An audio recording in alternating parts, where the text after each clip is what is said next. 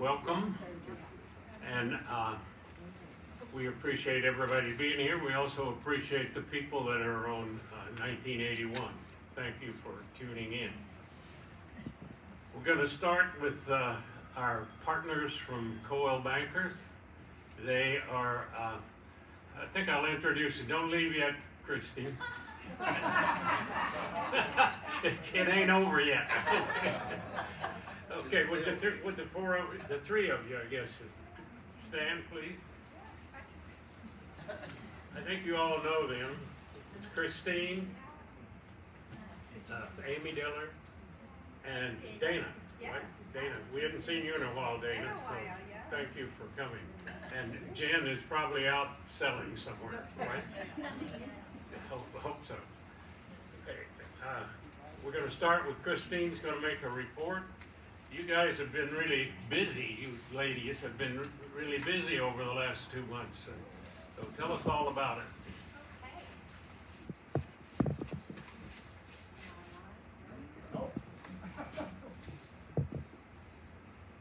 How about now? I think I am.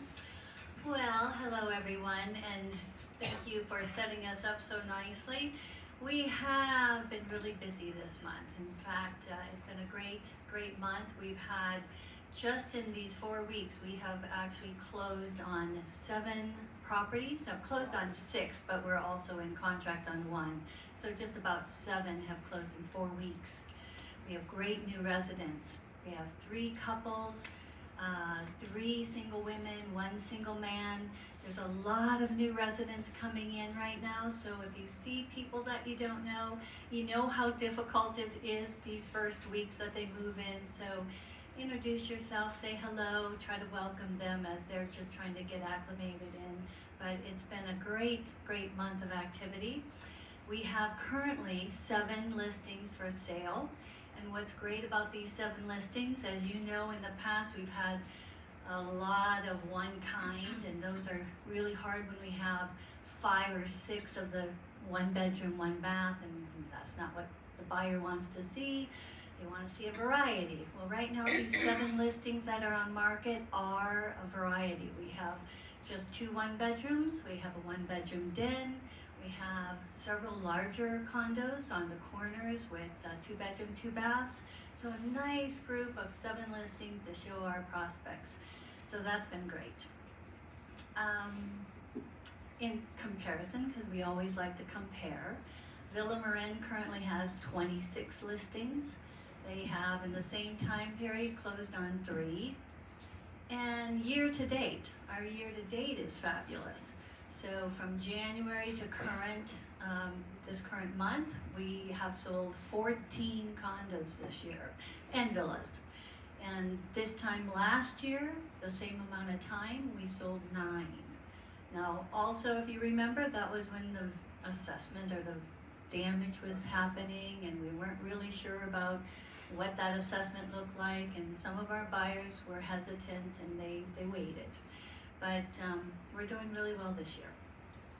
Now, in terms of Marin market, it's an interesting thing. It's an interesting time for all of us, right? And I went through a lot of different sources to try to find some data that I could say this is what it is. And I think the biggest thing that I got out of all the newspapers and our network meetings and our other brokerages and just kind of interviewing other people, one of the highlights said, economics injects uncertainty into the spring market. And that's just true. We have recovery from April's plunges in the stock market. We still have lingering 7% interest rates. We have maybe buyer uncertainty. They're just not a high confidence level. But end of day, inventory is up in Marin County by 37%. We're actually really seeing a lot of new homes for sale, and it's a mixed market.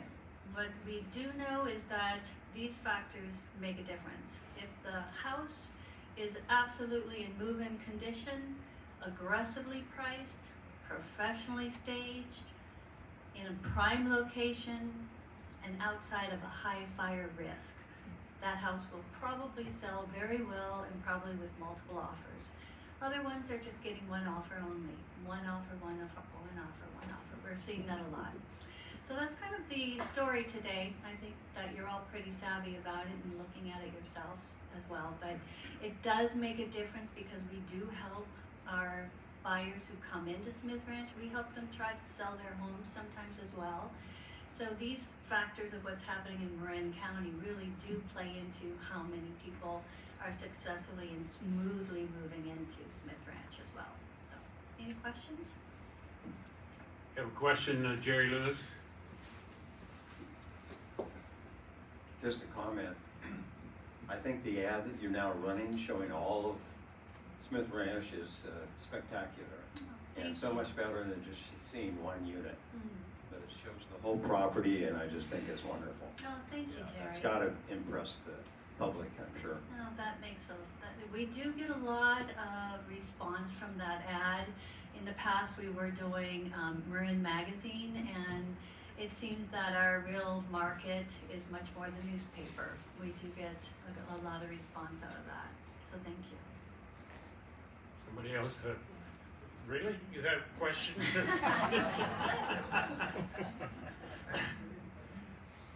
Christine, how many prospects or calls do you get on a weekly basis? I'm just curious. It's a great What's the question. average? It's a great question. It's a mixed market here too. No, I would say we're probably doing maybe 5 to 10 tours per week, and it all varies. Some weeks I have myself booked back to back, sometimes 3 a day. And other times, and that's the whole team, by the way, that's just my experience, but the team could be like, really busy, and then a week might go by where it's a little bit quieter. So, depending on the market, we're probably doing about 10 a week, I would say. Other questions? One here. Okay. We now have a painter on the maintenance staff, and we're doing a great job of enhancing the physical plant as far as eye appeal, with the curbs are being painted and so forth and so on, a stop sign, you can read it. My concern after being here for 4 years is that the approach to Smith Ranch off Smith Ranch Road is terrible. It's been repaired many times. The striping medium is invisible. It's a very unattractive approach. I don't know whether any prospective residents have commented on that, but I do every time I see it and drive down it. So my question to Coldwell Banker is there any leverage that you have or any ideas that you have where we can get San Rafael to repave the surface? I don't know how to answer that, actually. I'm not sure. Maybe that's something Dana could approach. I don't know. Any thought on that? Gladys, you got something to say on that? Yeah.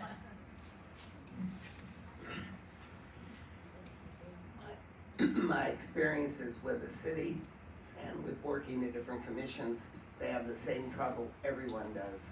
They're short on money. So, and salaries are going up, so they are in a difficult situation. So, close your eyes and just drive in. The good news is that once they have arrived and they get into the back of the campus, especially when you walk after the tour of the clubhouse and you show them everything inside, and then you go in the back and you see the beautiful landscape and all the flowers are in bloom right now. It's stunning, and everyone is commenting on how beautiful it is right now. So it's still well received in that capacity. And you have done a lot to support that in all the years of landscaping support. Thank you very much. Any other questions of Christine? Christine, I have one. You talked about the number of people, number of tours that you're taking every day and so on. What's the pushback of the people who decided not to buy at Smith Ranch? Is it the water damage issue? Is it the pricing? No, What's the big so that's a real question. I personally had 2 buyers say that they were not going to proceed, and they had been to Smith Ranch maybe 5-6 times. I mean, I've been working with them for at least a year and a half, and it's the uncertainty of their house selling that they are choosing to wait. And so they just felt like they weren't going to be getting a good enough price on their purchase of their home in order to buy here.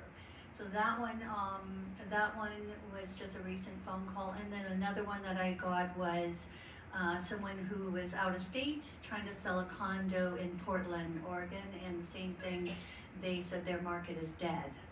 Portland's inside the town, they said it's just, they have been on market for 7 months with no action.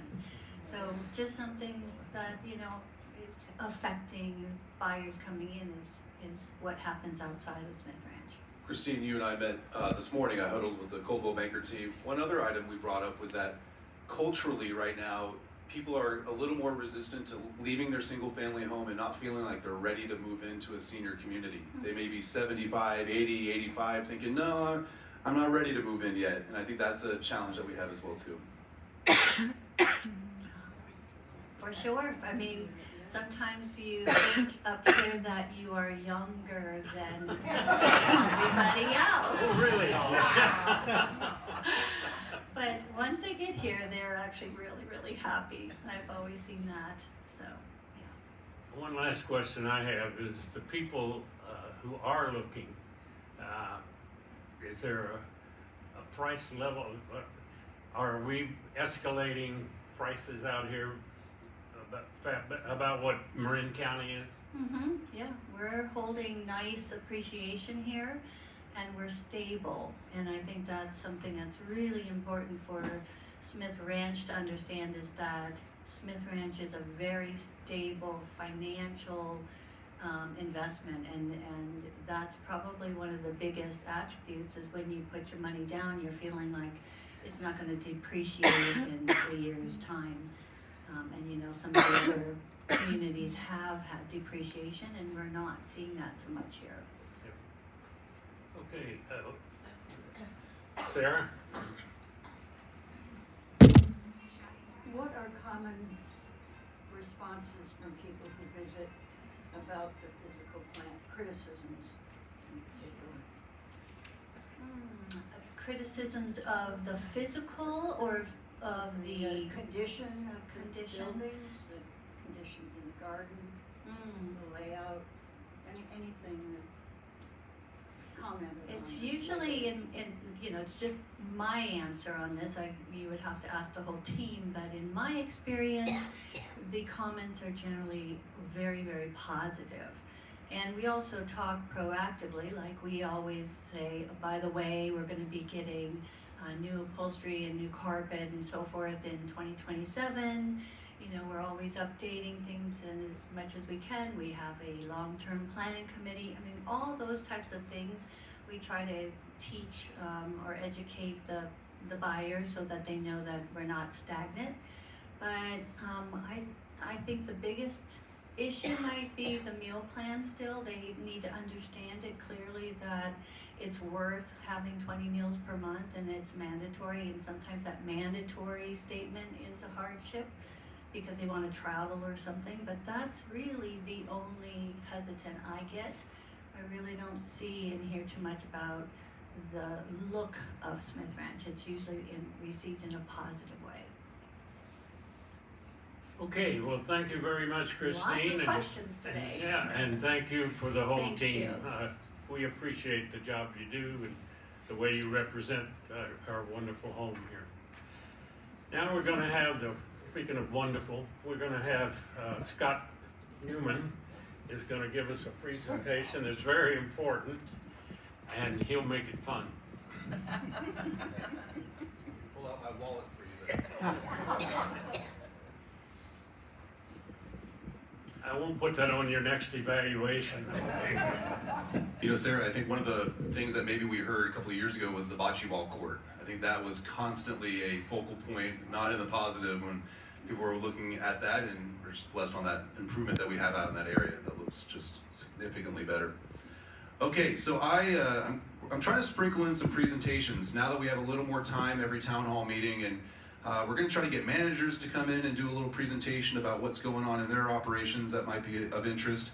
if you have any ideas too, not just management operations, but really anything about the property or something outside our gates as well. If you have any ideas for maybe a 10, 15-minute presentation that we could put together, or maybe bring somebody in for this, please let me know.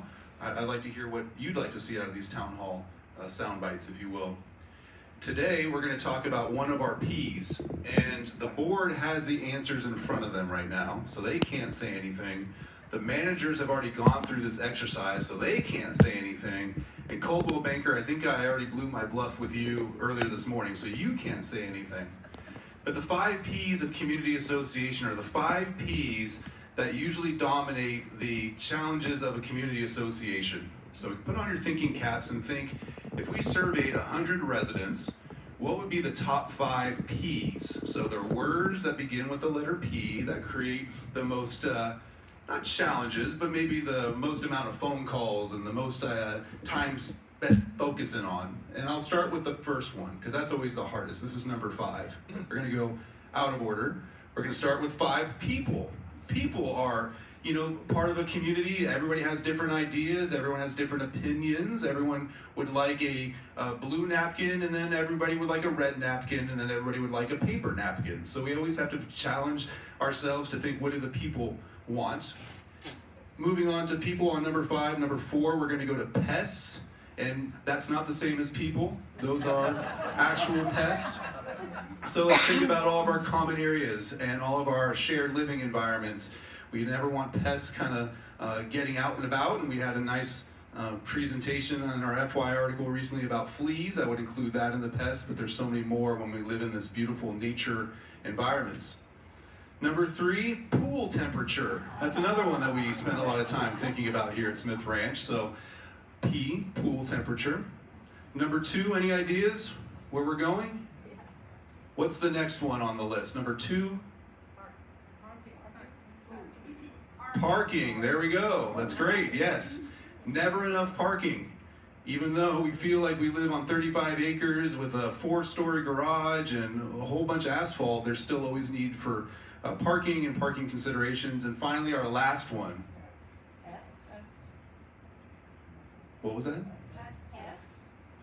There we go, pets. And that's what I'm here to talk about today. Talk about pets. And we've been, if you notice a little bit of a PR in the FYI on a particular month, there's probably a reason behind it. And so last month we were spending time talking about another P, which was pipes.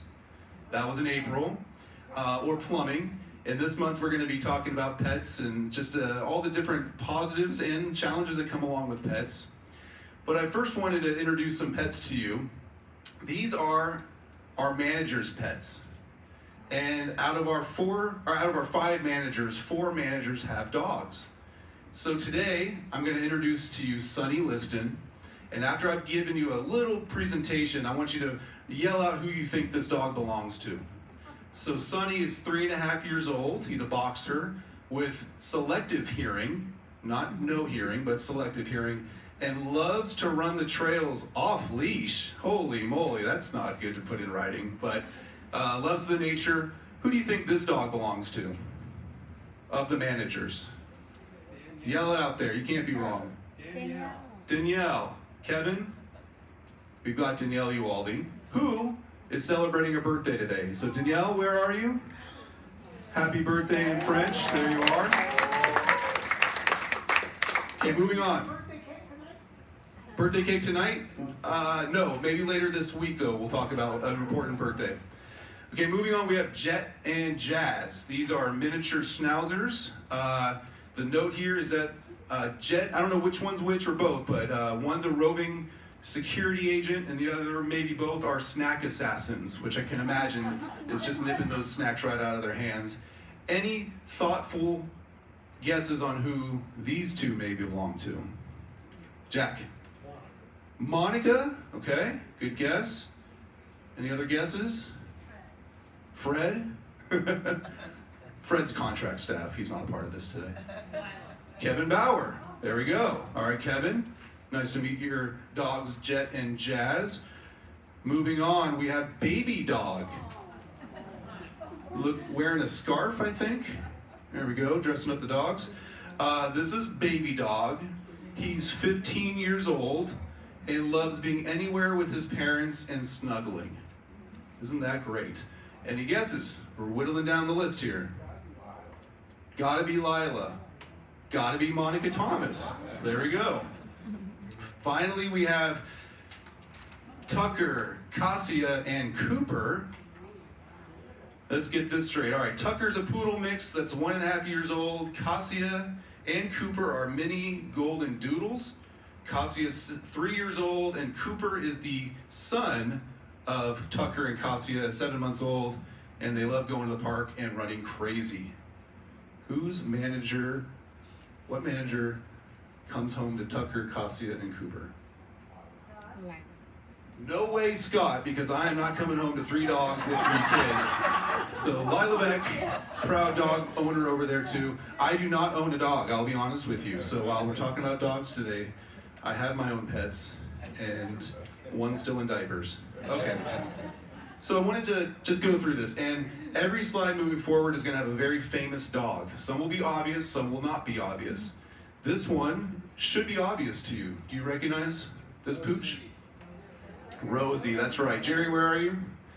I have to say I lifted this image off of the FYI. I know Rosie has her corner every month, so her likeness is here today. Her, right? Her. Yeah. Okay, good. You never know sometimes. So I wanted to go a couple of, a slideshow 101 says never put more than 3 bullet points, but I put 6 here. I'm going to keep going quickly. But why are dogs awesome? Emotional support. They provide unconditional love, absolutely. Reduce loneliness and help combat depression and anxiety. Routine and purpose, giving you, improving your mental well-being, having a little fuzzy buddy. Physical activity, walking along our trails here, improving your own mobility and heart health and overall fitness. Dogs get you out to have some social connection. This was taken off of a website that had a dog park that encouraged everybody to meet at the dog park. And we know we don't have one for there, but I know a lot of dog owners are out there playing with each other and saying hello. Cognitive stimulation, training and interacting with dogs, keep your mind engaged and sharp. And I thought this was important, lowering your blood pressure and stress. For me, my stress and blood pressure would maybe go up thinking, oh my gosh, I have to walk the dog. But studies do show that dogs lower the blood pressure. So if you're on the fence, maybe consider getting a dog. With ownership of dogs though, come responsibilities and obligations. So this past week, along with our FYI articles about fleas, we also sent a sheet out to all of our dog owners, specifically to say we love your pooches. We also love that you have the opportunity to also be in control of all the responsibilities that come with having a dog in our community. Not everybody has dogs. So, in the CC&Rs, you gotta go to the rules first. Domestic dogs, cats, fish, and birds are permissible. Does anybody own a dog, or a bird at Smith Ranch Homes? I feel like I would have heard about this by now. Emily O'Leary had a parrot. A parrot? Yes. Was she in the villas? Yes. I feel like if she was in the 2nd floor of building 300, I would be getting phone calls about a bird. How about fish? Any fish in the house? Okay. Well, they're permissible if they're not used for commercial purposes. That's taken right out of our CC&Rs. If the owner maintains reasonable control at all times, keeps dogs on a handheld leash when outside the unit, residents are liable for any damage caused by their animal and they indemnify the association, and E, immediately cleans up after their animals. Now, my wife thought the community wouldn't know who this is, this dog. Who is this? Scooby-Doo, yeah. It's like, come on, everybody knows who Scooby-Doo is. All right, here's a quiz though. In the CC&Rs, how many animals are you, as a resident, allowed to have in your unit? Yell it out. 1, 2, 3. Can Lila move into Smith Ranch Homes with her 3 dogs? No. 1 dog or cat is allowed, unless 2 additional animals were acquired prior to the move to Smith Ranch Homes. So that means you can actually have up to 3 pets in your unit. Doctor, good job. Make a note.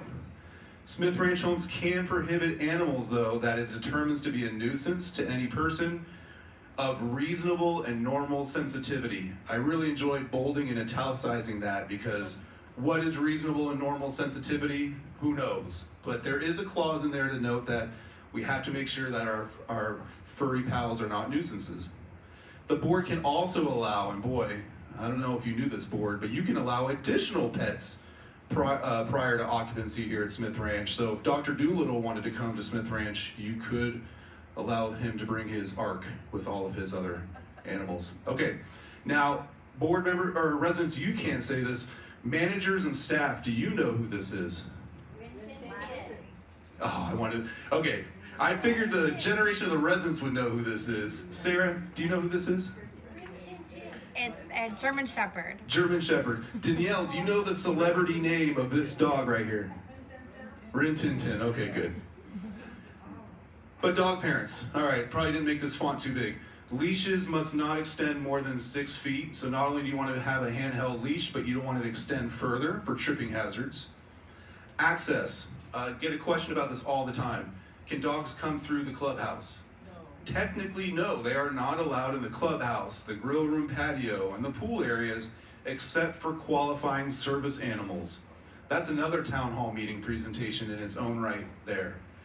Do qualifying service animals need to be badged and identified? No, they don't. So we can ask what that service dog provides for you, and the homeowner will come with a response, but we cannot require a badge or a harness or even ask for identification in the state of California. Also, we have seen this happen from time to time. Please don't put your dog in the water features or allow them to get into the features, the fountains, or the pond, or the streams. Barking. I have a neighbor who has a dog that barks all the time, and it's not fun. So please be thoughtful if you're a dog owner at home or here. Please be considerate. I know you're gone. You may not even think about what happens when your Fido is doing when you're gone, but we have received a number of complaints and challenges about neighbors letting their dog bark throughout the day or at night. Oop, this came late. Cleanup courtesy. Waste bags are provided throughout the community for convenience. And then we are jumping back to fleas. So we are experiencing a higher than normal flea season. Whether it's the rains that we had in the wintertime, we've never really seen anything like it. We've noticed that dogs that are staying on the sidewalks are picking up fleas. Those that are kind of staying in the home are picking up fleas. We can't guarantee a non-flea community as an association. We can try our best, but we live next to a farm. We're surrounded by hills. There's a lot of grasses in the area. So we encourage you, not even encourage you, we really request you that if you notice that your dog has fleas, please let us know, because we want to work with you to try to minimize that effect, because fleas can spread. We don't want to get them in the common areas, but we do have the expectation of your responsibility to have your dog put onto flea medication, consult with your veterinarian. There's monthly, there's daily services, but we're noticing a big increase in this, and you can really, really help us with that. We do have also, my last note here, that our pest control company is doing weekly flea abatement within the common areas. Kevin, Lila, We Care Pest Control, they're all working together to really try to keep this thing covered. This was nice. This is my favorite movie. Who's this? Toto the dog, that's right. I'm a big Wizard of Oz fan. At the end of Wizard of Oz, you don't know that if you wait an extra 5 minutes after the movie ends, it projects this with Toto at the end. Treat your neighborhood like your home, because stepping in poop is the world's worst welcome mat. And I have had a couple of phone calls lately of somebody stepping in some dog poop. And this is an opportunity to balance out our love for dogs, but please be considerate of what your dog contributes to our community through love, but also, unfortunately, poop as well. So please be vigilant, or if you have a caregiver, please have your caregiver be vigilant as well, too. So thank you. That doesn't really say that at the end of The Wizard of Oz. Don't rent it tonight and wait for it and then get mad at me. But thank you for the time, and we love dogs. Well, We love Rosie. Thank you, Scott. And I told you it's going to be fun and important. So one thing though, Scott, you shouldn't have asked Sarah that question. She wasn't even born when Rin Tin Tin was. Definitely I don't think wasn't. I was born when Rin Tin Tin was around. Okay. Thank you again, Scott. Now we're going to go to the standing committees. As I've mentioned to you before, we're rotating ad hocs 1 month, standing committees the next. It's the standing committee's turn. So I do want to say a word or two about the committees. So you've heard me say it before. I don't think Smith Ranch could run efficiently and effectively if we didn't have committee structure. And we have committee, maybe we have too many, maybe we don't have too many, I don't know. There's always an argument on that. But I will say this, that the committee people are the most important people at Smith Ranch. They give their time, they give their effort. And the chairs that we're gonna be hearing now they do yeoman service. I tell you, I was chair of the finance committee for 2.5 years. And I know the amount of time, effort, and all that you put into it. And Smith Ranch thanks you for that kind of commitment. So we're going to start at the end of your agenda. I guess we don't have an agenda this time. But we start with the Welcome Committee, and it's Mary Harris. And Mary's new on the committee a couple of months, but she has really dug in, if you will. In so many ways. Our first meeting was in March, and I want to tell you about it. You need to see the humor in it because I did. There are 7 members on the committee if you count me. Of those 6 others, 4 were new. So I was worried that they wouldn't know what to do. So I wanted to be really prepared to prepare them. I had folders. I had job descriptions. I had checklists. I was prepared. So we get to the meeting, and one person is out of town. One person called in sick. One person forgot about the meeting. And the last one graciously declined to serve. So I thought it went well. So that was it. Now, we've had 2 more meetings, and attendance is up. So it's going well. What do we do during the meetings? Well, the first thing we do is we talk about their new residents that have moved in since the last meeting. How are they doing? Any problems, any confusion? And we want to make sure that we're all aware of all of the residents, all the new residents, not just the ones that are in that particular reps building. Then we look at a list of all the properties that are available for sale so that we're aware of that too. Not just the new building, but the whole complex.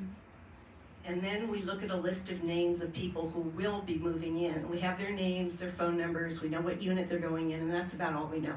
Maybe we have a date of move-in. So we cover that. And then we go on to the welcome coffee from the prior month. The welcome coffee is held on the 4th Thursday of every month at 10 o'clock in the lounge, and anybody can come. We invite all new residents. Most of them make it. If they don't make it that first time they're invited again. So it's very few that don't come at some point. And the purpose of the meeting is to get them answer any questions they might have, make them feel comfortable in a small group, being around other people that are new too. And the rep that leads these is Leslie Horn. And I can't think of anybody who's better prepared than Leslie. Her calm mannerisms, her overall demeanor is the right mix to answer and relieve their anxiety about any questions they might have, any concerns. For instance, the latte machine. The panic sets in there. And when they see people frustrated by it, you just know that she's going to take care of it. They'll want to just crawl up in her lap. So she's perfect.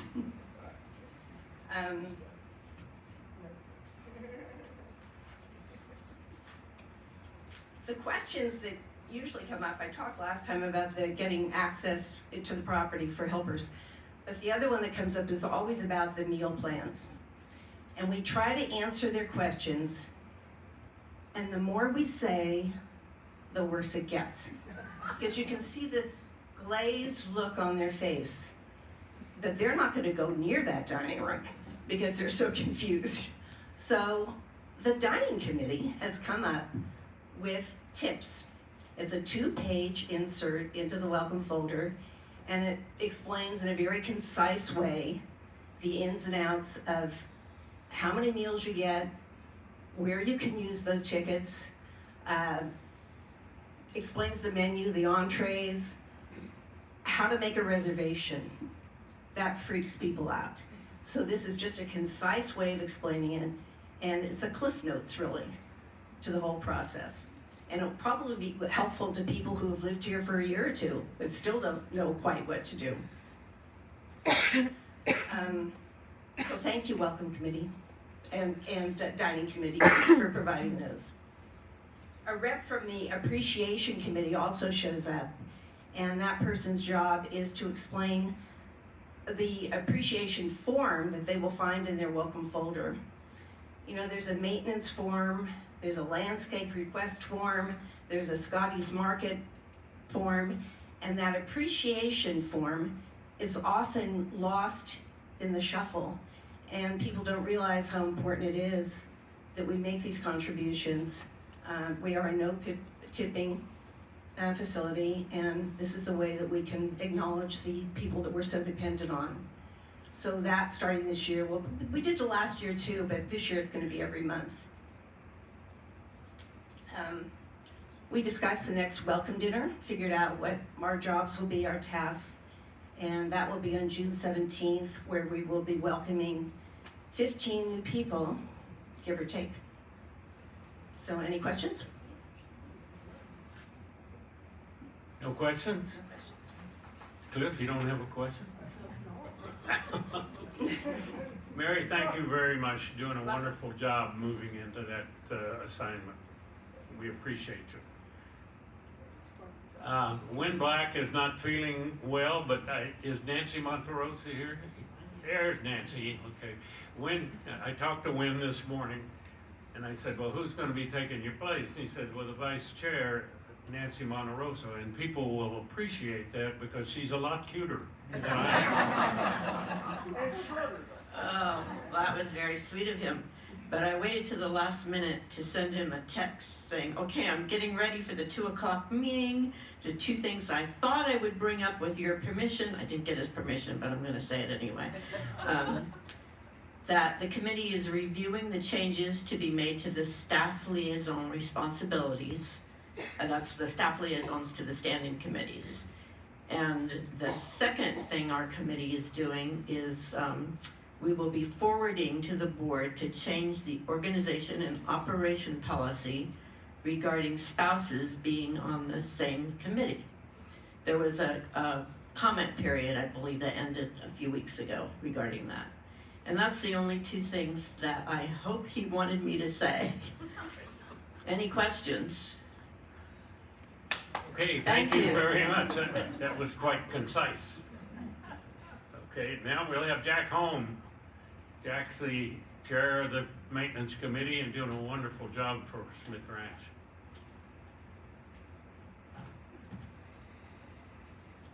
Well, last night I thought, what am I gonna say today?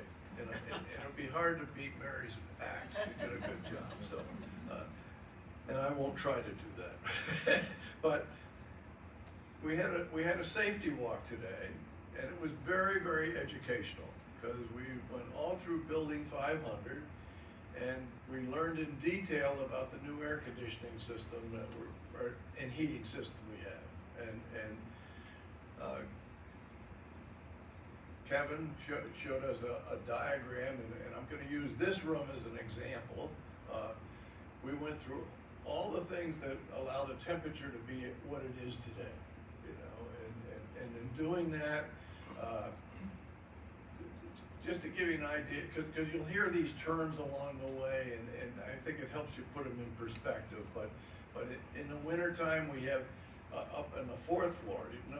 No one here has probably been on the fourth floor, but up on the fourth floor, it's very hot and it's hard to get to, but up there are boilers. So in the wintertime, they heat water and they run that through what they call air handlers. So when this temperature says that it's too cold in here, it turns to the air handler and says turn it on, and that in turn, it circulates the hot water through there, and then it brings that air into this room. And conversely, in the summertime, we have a chiller up there, which is a combination of an air exchange thing, but also air conditioning. It's a combination of things, and that chills the water, brings that through the air handlers and into here. So, and we found that as it was initially set up, we have 1 degree of latitude in the room, so we can increase it 1 degree or decrease it 1 degree. We talked about that as a committee, and Kevin's gonna look into changing it maybe to 2 or 3 degrees so that we have a little more flexibility in each room, and I think that was a good idea. And so we went around and we looked at all the rooms. So we said, let's look at a couple specific rooms. And so we looked at the card room, and it was unusually hot, you know, and so Kevin went on his phone and looked at it, and sure enough, it was at 75 degrees, and it was calling for 72 degrees. But this shows some of the warts that we're going to find in an air conditioning system that already existed, you know, and so we're going to have to figure out how to either get more air in there or whatever we have to modify to improve that with time, but this is a process that takes time. One of the other things we found was, I think everybody experienced last Friday, that the dining room was kind of warm, you know, and we found out that we have a chiller up there, and when we looked at the chiller today, we saw this leaking area, and Kevin said, well, that's Freon that's leaking, you know, so we gotta fix that. So in the future, he already knew about it, and he has a quote on putting in new coils for that, because that's what that requires. And of course, it's like $80,000, which is a lot of money. So he's trying to get a second quote for that. But that's on the horizon, because we have to get that chiller fixed as soon as we can. And I think that was about it. But I think the committee felt good about learning about the system, and I think it was good for all of us to get educated on it. So, are there any questions? Did everybody understand that? I pretty quickly. Jack's an engineer, you might guess. Thank you very much, Okay. Jack. That's a nice presentation. Okay, Barbara Eger, and she's the landscape. Everybody was talking about the landscape when the Coldwell Banker people were here, and so what a selling point that is. I think this is right height. I am the landscape chairman and also the chief boxer for the gardens, so I do a dual role. This morning, the boxers were invited to the Goodmans, and I want to thank Barbara and Charlie. We got to see their rose garden, and it was marvelous. A nice adventure for the boxers. So you might want to consider, we have very special things. A thank you also to Landcare. I mean, I know we're all impressed with how the place looks. You walk out in the morning and there's not a leaf down on the ground to possibly cause you to fall. Everything is neat. They're out there working, pruning really hard, and it looks good. And we discussed with them in our meeting what has to be done, what's being done, and just to let you know, there are a few things that are coming up. But right now, the flowers are beautiful all over in all different colors, so I'm real excited. They're working on the villas with the landscaping. We took our walkabout and got to see it and hear. There is this rule that I know Nevada was there for a while, now we're catching up to us, that plant materials have to be 5 feet from buildings because of wildfire or fire. So they're working on that. Don't know what will happen exactly, but they're working on that. If you have a problem at your place, please fill out the form. we will address it. We may not always rectify it, but we will address it and work on it and try to rectify it. As I say, we do our walkabouts and check for other areas that may need work. The boxers, the box garden, we've been having fun down there this year. We've had lectures, photo contests, cocktail parties, an ice cream social is being planned for the next lecture. If you want a box, you have to call me and get on the list, but it will probably, I hope, take a while because it's usually when someone passes away that we get a box, so we're not wishing that. Some people do have their caretakers taking care of the box with them, but they are still entitled. Now, the one thing that came up, and I have to announce it, is there are no rules that I have ever been given about what can be planted in the garden. And I am sorry if someone's high tomato plants take away some of your sun, they're entitled to put and plant high tomato plants.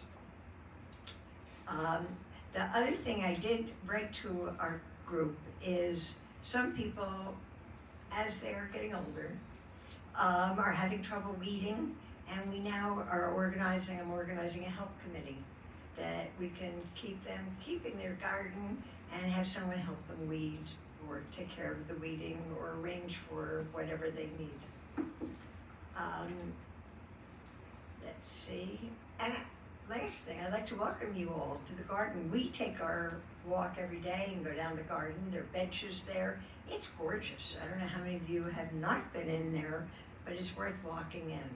We have just put new gravel down, and it's nice to walk in there and take a look at all the different flowers and plants and vegetables. It's lovely. So I think that's it. If there are any questions, if not, thank you. Well, thank you, Barbara. And Barbara's also fairly new to this landscape committee, and there's an awful lot of work that has to be done in there, and we appreciate your efforts there. Okay, this is always an adventure. Cliff Shulroy is next on the Finance Committee. Cliffy?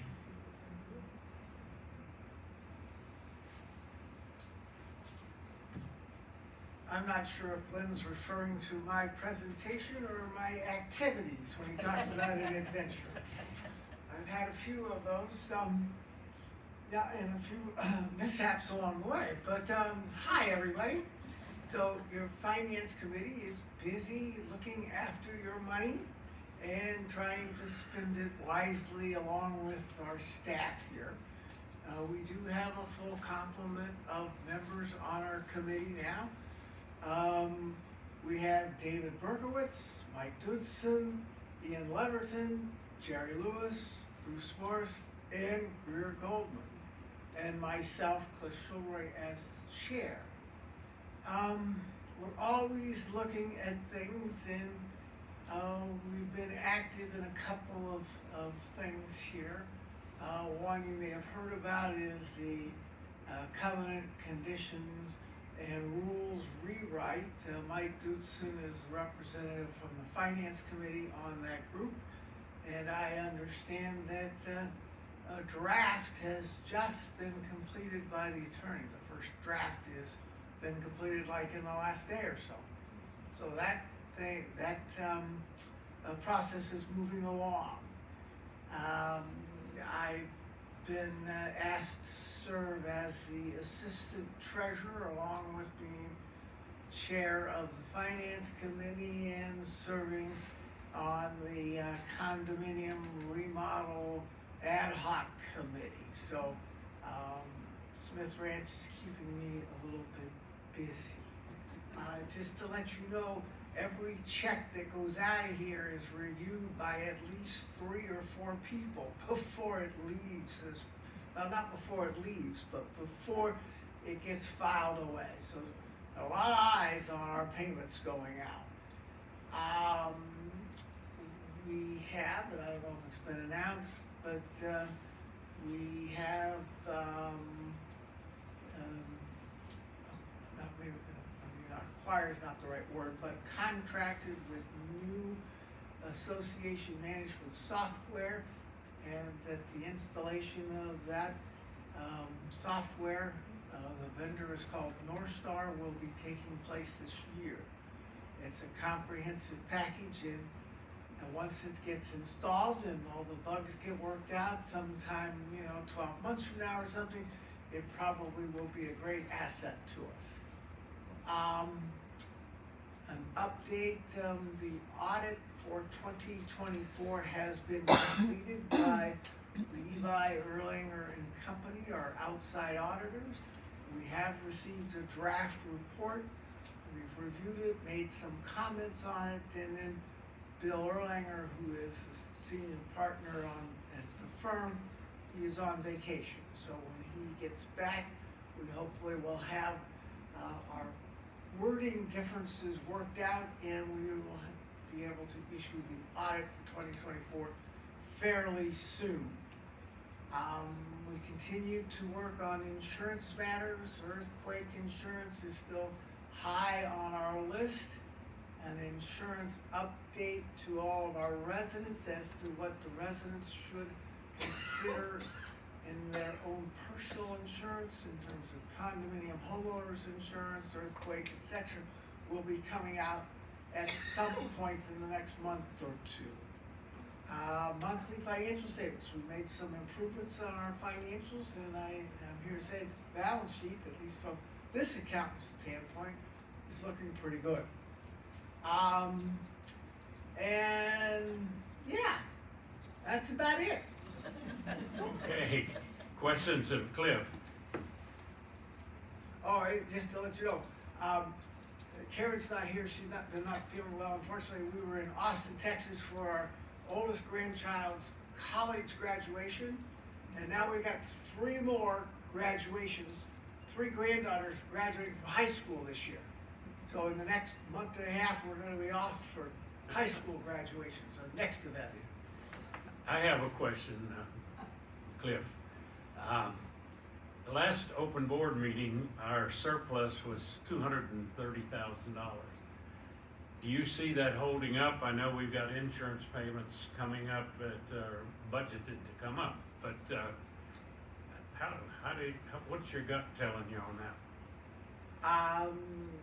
My gut's probably telling me that we'll probably have a surplus at year end.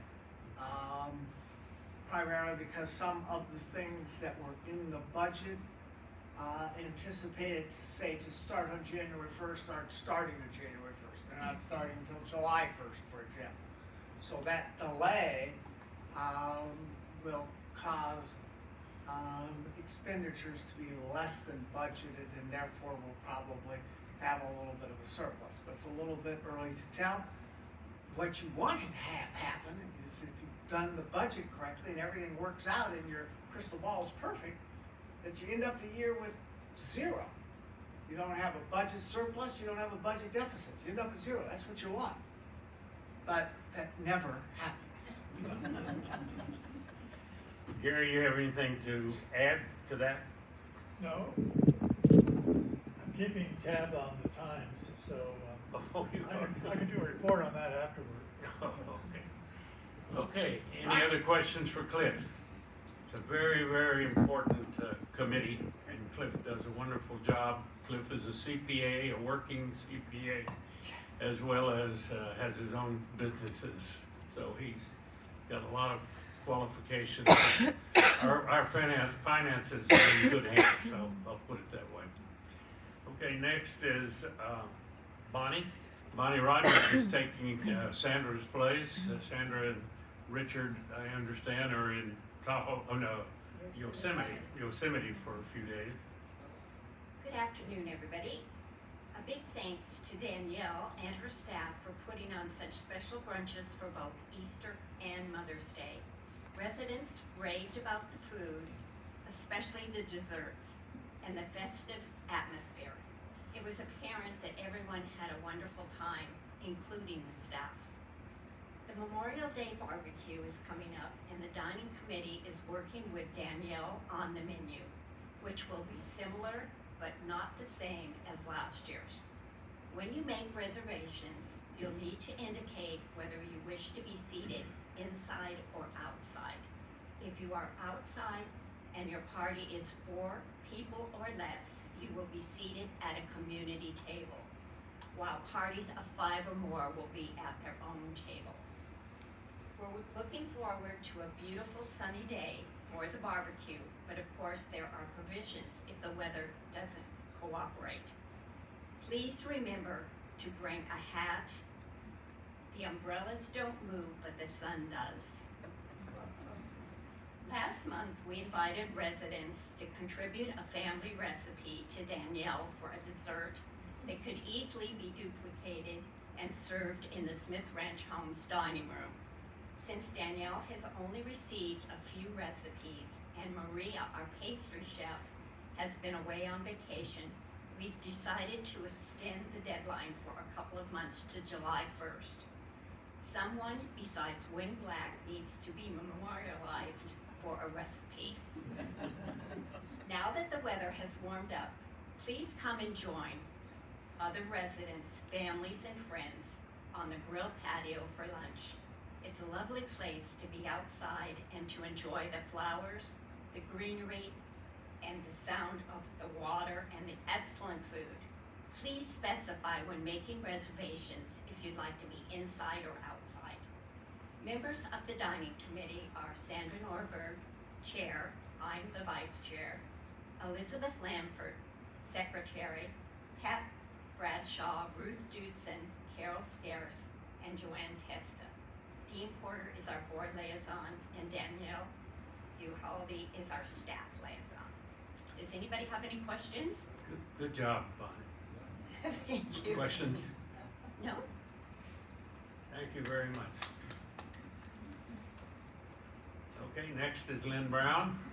Lynn has taken over architecture again, and after spending 3 years in the chair, I guess, and now 4 years in the chair. So Now this she's- is my 5th year She's around. starting on a new term.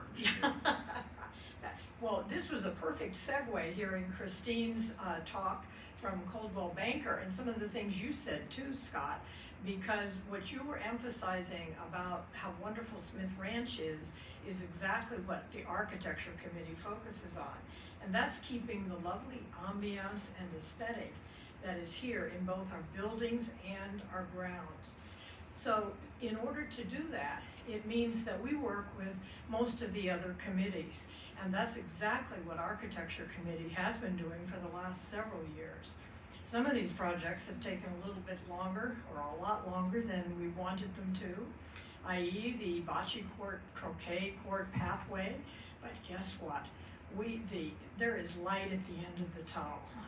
We have come to an agreement on a path, and we're just waiting for the last reports from the RHAA designer who was drawing up those final plans. So hopefully that is going to be done in the fairly near future. Scott had, before I even get to that, the other one where we've done a lot of teamwork has been with the Enhancement Committee. And that has been working on the pergola project for our patio. And that one is really coming together. Checks have been written and contracts have been signed. We are meeting with Elite Exteriors this Thursday morning to do final measurement and finalizing, dotting all the i's, crossing the t's on that so that that can begin.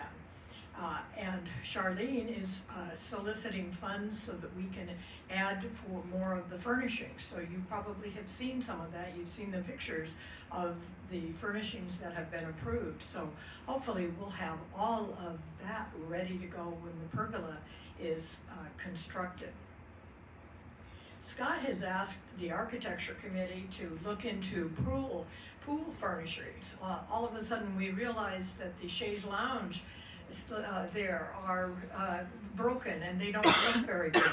So we have been out doing that, and at our architecture meeting next Tuesday morning, we will be making recommendations for the committee to approve furnishings. We want to keep the same furnishings, the table and chairs that we have selected for the pergola area. We'd like to see those to be used around the pool. But the chaise lounge furnishings, those will be different. There's only one problem, Scott. Everything is a lot more expensive than you would think. So some of the funding, that there are gonna be some challenges, but you with your magic and finding funds when you have to, we're gonna need that magic pen of all of you. Yeah, Gary. Right, Gary? And yeah, so I'm warning you already, and we can't help that. Umbrellas. Those guys are really expensive, and yet you've got to have heavy-duty umbrellas. In Building 400, we finally got to finish the main lobby project when Yoshi Hayashi's 4-panel piece was put in. We really felt that the other art that was there did not quite reflect that same ambiance, and so it's taken us quite a while to get that done. But thanks to Yoshi and some long-term loans that he made, we have finished that part of the main lobby. So I encourage you to go over there to see what we have done. It meant that we would be moving a couple of the pieces of Vivian Greenberg's, a beloved resident who had lived here and donated art. We have moved those there now. Some of them are in the 3rd floor of Building 400. We really felt they needed to stay with her building. One of the responsibilities of our architectural committee is to make sure that all of our common areas are appealing. So that means the hallways and the lobbies in our condominium buildings, as well as our the clubhouse. One of the things we do have to do is periodically review the hallways, which means your alcoves. When I first started on this committee 5 years ago, there were 3 of us who were new to architecture committee, and all 3 of us, we'd all had things out by our door. We never had them approved. Yeah, you do have to get them approved if you're putting anything out. If you, some people have hung a small picture or some art there by their door, that all has to be approved because it reflects the whole ambiance of Smith Ranch. We have these architecture change request forms. They're there in the rack in the mailroom. You can get that and just fill it out, attach a photograph of what it is that you want approval for, and turn that into the admin box in the mailroom, and we will take care to get that approved. Most things, as long as they are tasteful, are there. We love how residents reflect themselves and things they're interested in the hallways. It makes it look, it's a very interesting and a very positive look for prospective residents that are here. Our committee includes Jean Bayer, Claudine Bretzer, Peter Horn, Colette Battaglia, Marianne Palevsky, and Don Leach. Dean Porter is our board liaison, and Anna Beck, our housekeeping manager, is our staff liaison. Any questions? I have one. Lynn, I understand we're not accepting donations of art right now until Well, we've been asked to kind of hold back on that because we do have the ad hoc renovation committee coming up, and we don't want to have a lot of things that we may have to remove or take down, move around, whatever. But if somebody has something exceptional, which certainly the pieces that Yoshi loaned to us to finish that 400 lobby, we have done that, and that's not going to be affected by the renovation. So if you have something, certainly give me a call or talk with someone else on the committee, and we can take a look at it to see. And if it doesn't work out for right now, it may be something we can keep in mind once the renovation committee is working on So that. there is some latitude there. Yes, I think there needs to be. Otherwise, we'd be missing out on some incredible treasures that we have, so. Any other questions for Leonard? One thing I do have to say, several of us on the architecture committee visited Villa Marin recently to go see an art show, and we all came back here and went, wow, am I glad I live where I do. It is light years different, and I mean, it was very nice, but we also came back with some other ideas. I've got pictures on my camera, and I think some of them did too, so we're gonna be talking to especially landscape about some of the things we saw that, ooh, that could work for our terrace upstairs and other things around. So it's definitely a real cooperation with that. And you know what I forgot to mention, maintenance committee, they were really a big part of that bocce croquet walkway as well. So there's a lot of coordination with the committees. Thank you. Lynn, do you think you might be a little prejudiced in that observation against Villa Marin? Not at all. Okay, all right. Not at all. I encourage you, go see it, and you'll see what we're talking about. Okay, we have the Appreciation Committee with Sarah Garbarini, and this is really important. As you know, we don't tip, and we want to be sure and appreciate our staff in the way of monetarily. Well, first I'd like to thank Mary Harris for doing part of my presentation for me. Thank you. And Mary welcomes me or someone else from our committee to sit in on the welcome coffees, which is nice. Although most of the conversation is about a dining room and reservations, not about the Appreciation Committee. First of all, I'd like to thank all of you who sign up to have automatic deductions for the Appreciation Committee each month. And Scott's indicated that he really prefers that. That way we have a real strong understanding of how the Appreciation Committee is doing during the year. First of all, my committee is made up of Sarah Fletcher, Jeanette Giacomini, Lars Larson, Grace Robbie, and Bev Reinbrandt. Tom Bertelson is our board liaison, and Scott Newman, general manager, is our staff liaison. It's a good group. I'm going to be speaking to the choir, I think, to most of you. This is stuff that you've heard before, but the Appreciation Committee did very, very well last year. $322,500 and change was distributed to the staff and to the contract workers.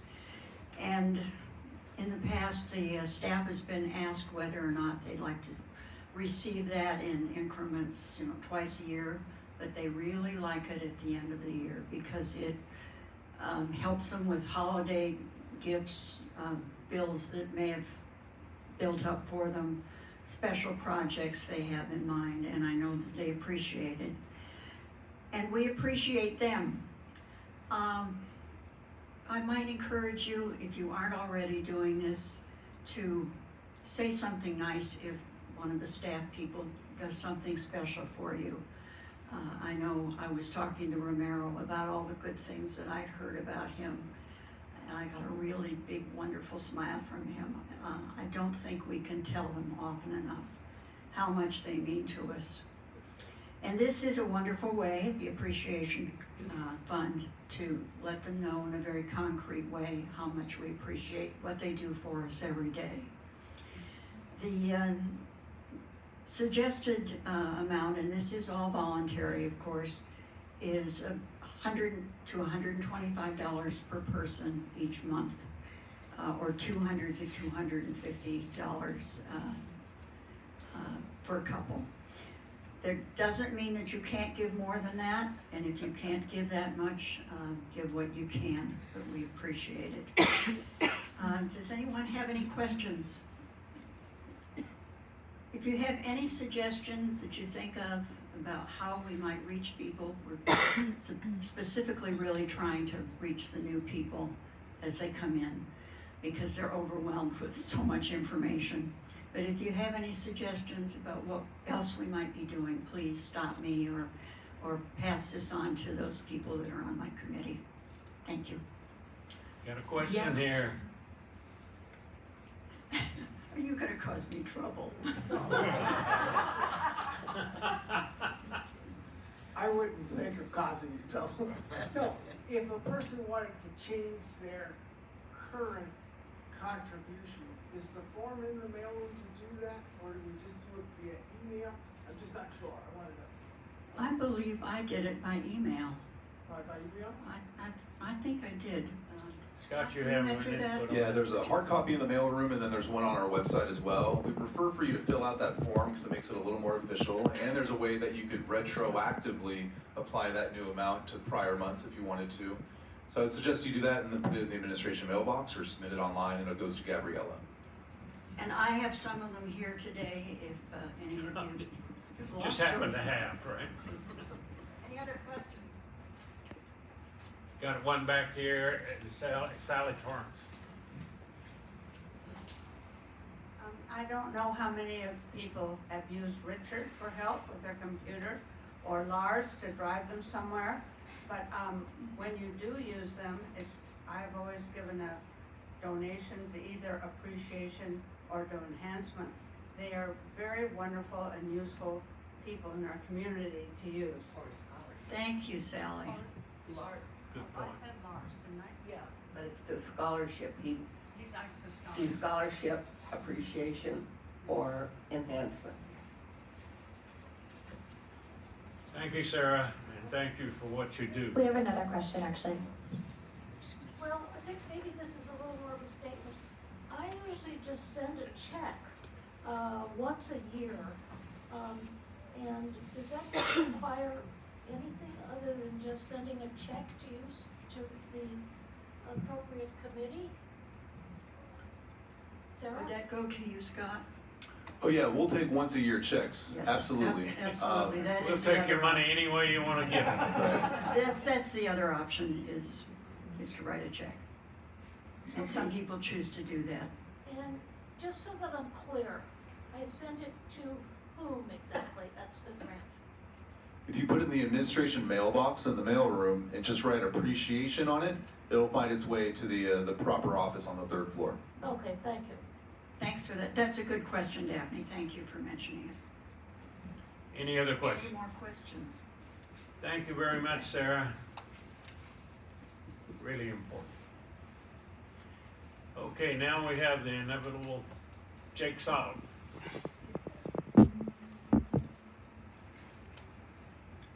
Jake is the activities committee. Now, all of us are having fun with the activities these days. Well, I'm still Jake Solomon. And the other members of the Activities Committee are Neville Round Armstrong, Philip Benson, Priscilla Pataglio, Eileen Schulman, Eleanor Stern, Jean Stronsky, Dean Porter's our board liaison, and Monica Thomas is our staff liaison, and Sarah Sewell does all the work. And I gotta, as you go through this, you'll see none of it would happen if it wasn't for Sarah. So our committee meets on the 4th Monday, except that this month, the 4th Monday is a holiday. So our meeting has been moved up to the 19th, a week earlier, at 10 o'clock. So spring is sprung at Smith Ranch, as you've heard. And it got a kickoff from Scott with the running of the Kentucky Derby. And I think that turned out to be a fantastic way to start the month because it showed how many people were interested in doing something on the weekend. And we had a bigger than expected crowd. And I have to thank Scott for supporting this event and tending the bar. And for Danielle, who kept food going to this great crowd that we had. Sarah, if you had her hand in this as well, because she was greeting everyone as they showed up and handing out the bidding sheets. So it's kind of impossible to follow that event, but we'll try. Sarah's put together an incredible calendar. So in no particular order, on the 20th, a friend of mine is going to be here to talk about the Civil War. And he's probably going to come in uniform because he is he takes parts in the enticement things down at the at Fort Point. He does these talks to the schools. He does them frequently, and he's going to probably have some artifacts that he would talk about as well. I think it's an important time to talk about it because it's the 160th anniversary of the end of the Civil War, which occurred in May 26th, 1865. So if we don't learn from the past, we're going to repeat ourselves in the future, and that doesn't look good to me. So anyway, he's not the only presenter we've got. We've got Canine Companions coming on the 29th. And oh yeah, we've got Charlie and Jason and Gary on Friday pianos. We've got Great Decisions. We've got Craig Griffith coming for the art talk. And if that's not exciting enough, we've got a few outings. We had a busload of us that went over to Berkeley Rep for the play that they did on this is the blueberries. And that, we couldn't take any more than that. We have a tour to the Casey Ranch. The first increment was on the 30th of April. There's so many people wanted to do that. We got a second one on the 18th. We have on the 14th of May, we have a group going to the San Francisco Designer Showcase. And if all that's not good enough, we have a visit to the Goodman car collection that is so big, we've got 2 shuttles going twice a day to accommodate everybody. So looking ahead a month into the beginning of June, we have a bunch of people who have signed up for the Neil Diamond play. And I'd like to mention about it because we have 31 tickets and over 50 people signed up. So there's a message here, and the message is, read FYI, read the calendar, sign up in the mail room on the activity sheet because it's going to be first come, first serve. And if anyone backs out, then we'll go down the list. But Sarah puts in a lot of work on the FYI and all that, and not everybody's reading it, unfortunately, and because we get the same questions that are answered in the FYI.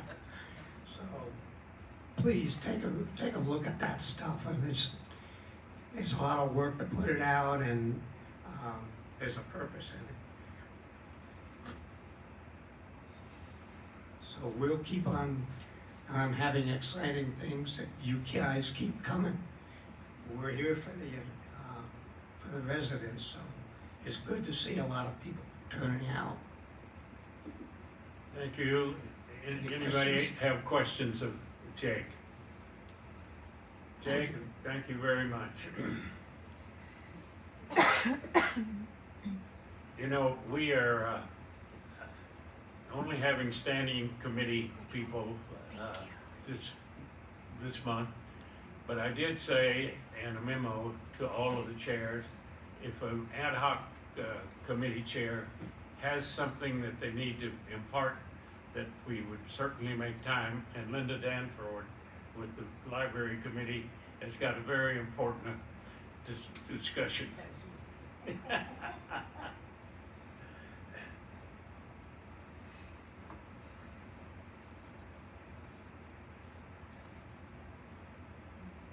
So the library's running pretty well. We have our camera now, and it's amazing. It takes in the entire library, so we can see what people are doing, and if we want to.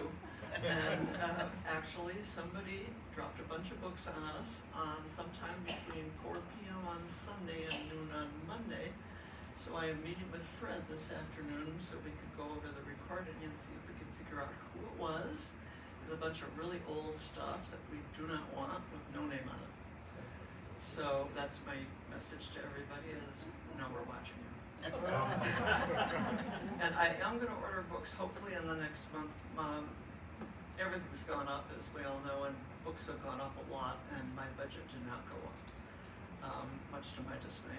So if you have any things that you ran on the bestseller list that we don't have, anything fiction or nonfiction or anything that you found us really, really good, put a note in my cubby or write it down someplace, because if you tell me, I'll forget it by the time I get home. So I will, I do like to get suggestions from people about what to order. That's about it. Any questions for Linda? Linda, how would you say our library compares to, let's use Villa Moran again? I've never seen theirs. I saw the one up at Oakmont, which was not comparable. But we have over 2,600 books, so it's pretty comprehensive. And we try not to keep two of the same book because Space. that cuts down on getting other things. I think Dean's got an observation on Well, that. The library was one of the high points at Villa Marin.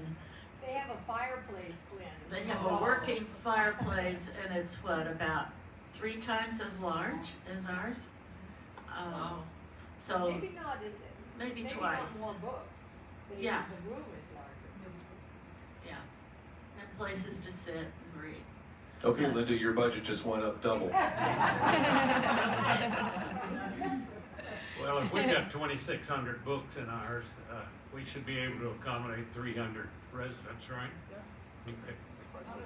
It's getting more popular. We're getting more people taking out books than last year, for sure. She says it's getting more popular. That's good. I have one request of all of the committee chairs and also of the ad hoc committee chairs, if you will. And that has to do with the minutes. The minutes of your meetings, getting them in as quickly as possible.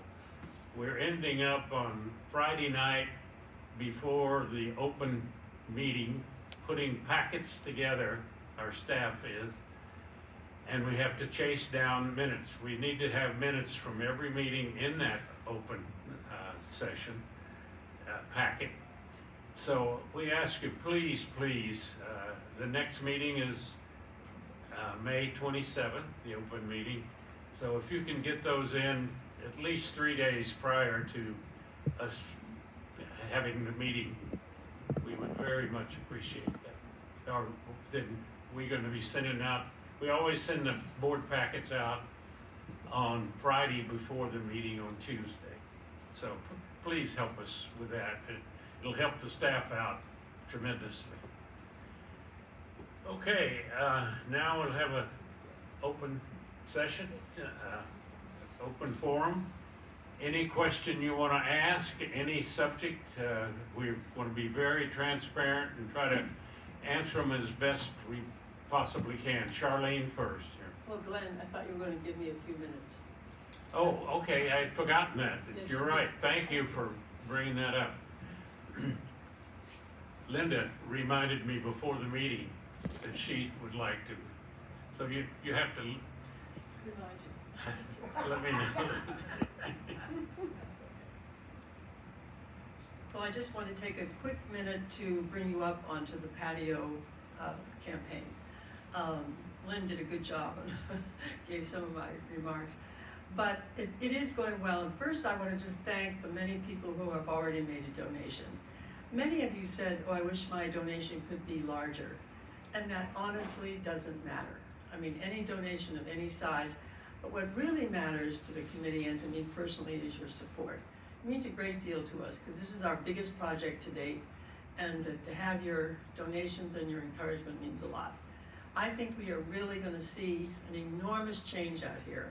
A transformation that when Coldwell Banker talked about walking through, when people walk through and see a pergola, permanent shade, tables under it, beautiful seating on the other side, they're going to go, wow, that's really, so I think it really is going to add to our enjoyment and to the value of the community.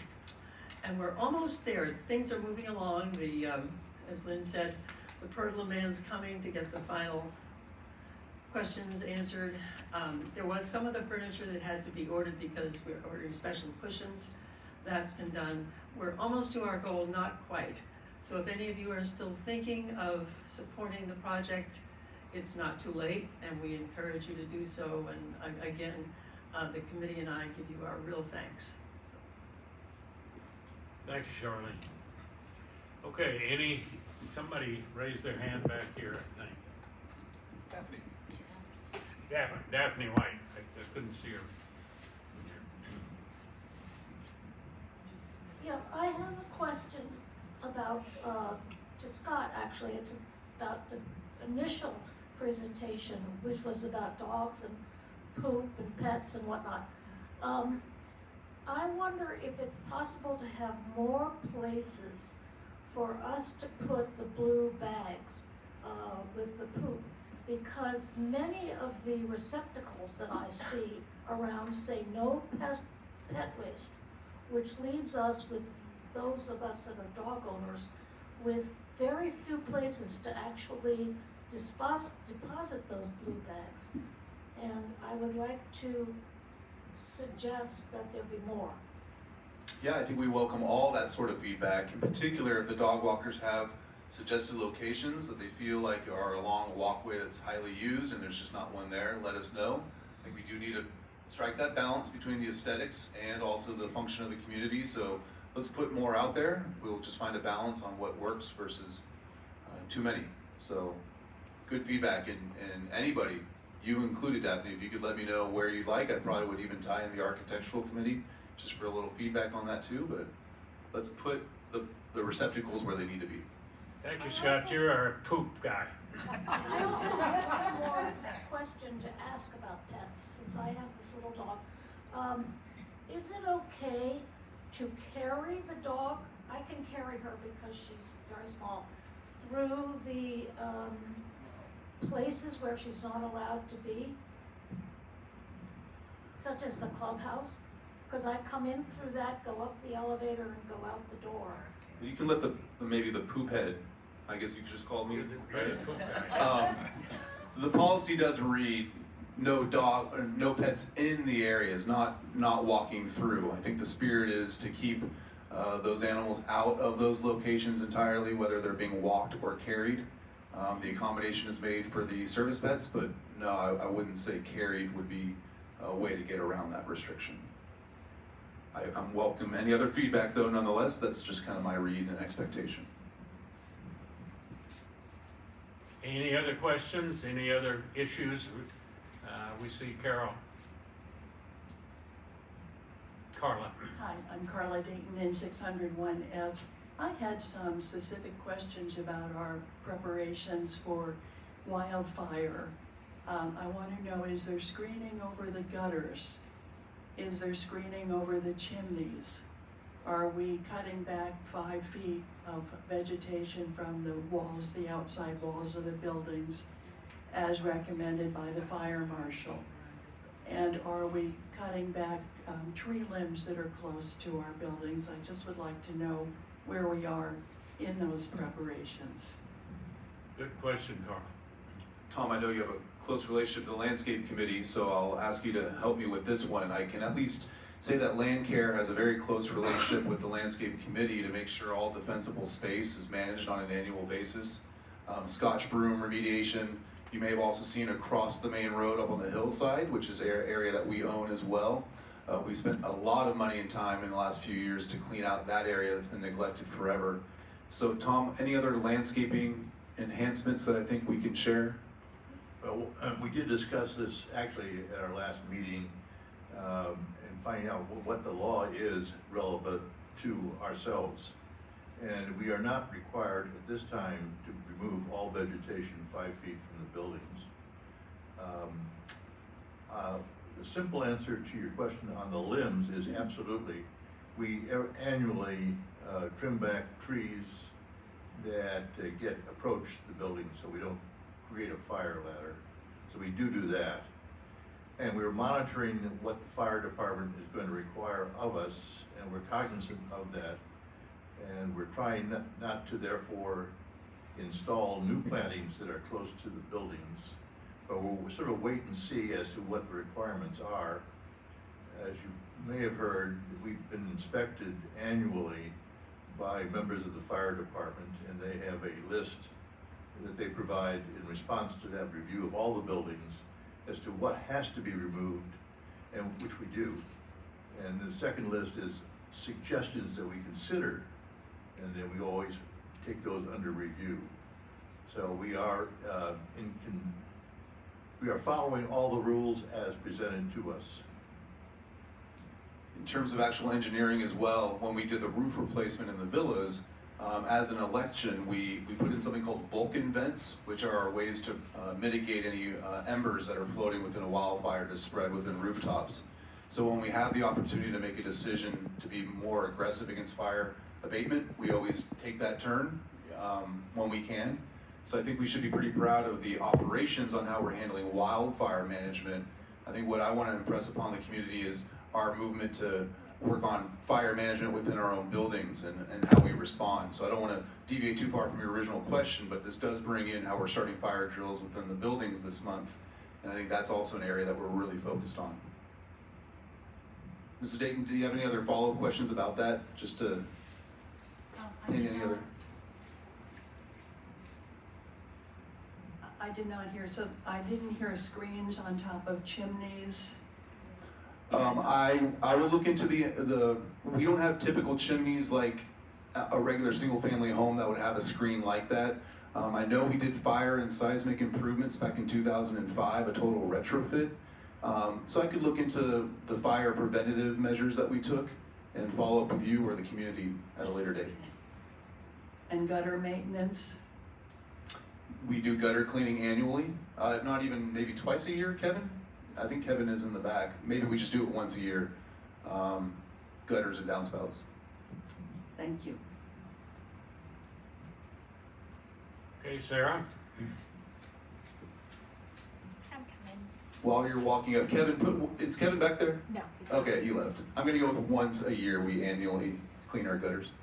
I have a question about where our property line ends across the hillside from 200 up the hill to the condos up above. Okay, so the question for those that can't hear, our land does extend beyond. Tom and I and Gary have been looking a lot lately on where our property lines are.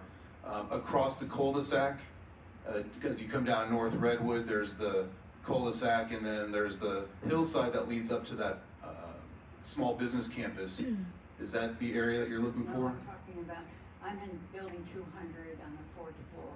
Okay. So I look across the road and up the hillside, and the garages are across on the top of the hill.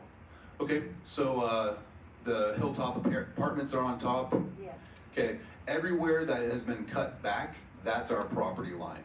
So when you get to the trees, that's their property. Yeah, I'd say it's above a V ditch that runs laterally, and then maybe a little higher beyond that, maybe 2/3 of the way up the line. The reason I'm asking is that it's an area that tends to collect stuff. There's been a series of huge white plastic sheets on that hillside, several of which have been removed by And we now have some other things that look like igloo coolers but they're up under the trees.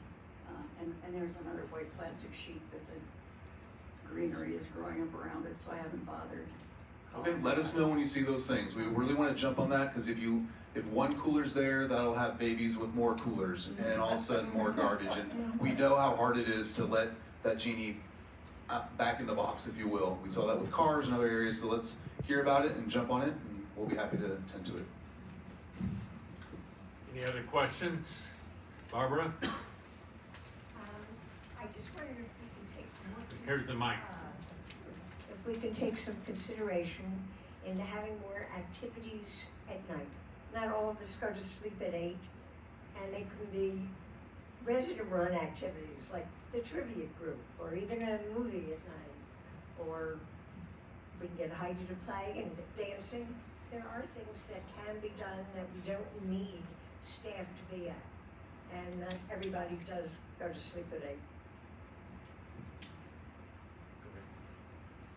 Jack? Where do we stand in hiring a financial manager? Good question. I'm happy. I'm not going to expand too much. I'm going to explain a little bit more at the board meeting. I made a verbal conditional offer to a candidate last week who accepted it. So we're in the process of a background check, and I'll explain a little bit more about that candidate in 2 weeks as we're further along in that process. Thank you. Okay. Thank you all for coming. I'm going to adjourn this meeting at 20 minutes till 4. Our time. Thank you.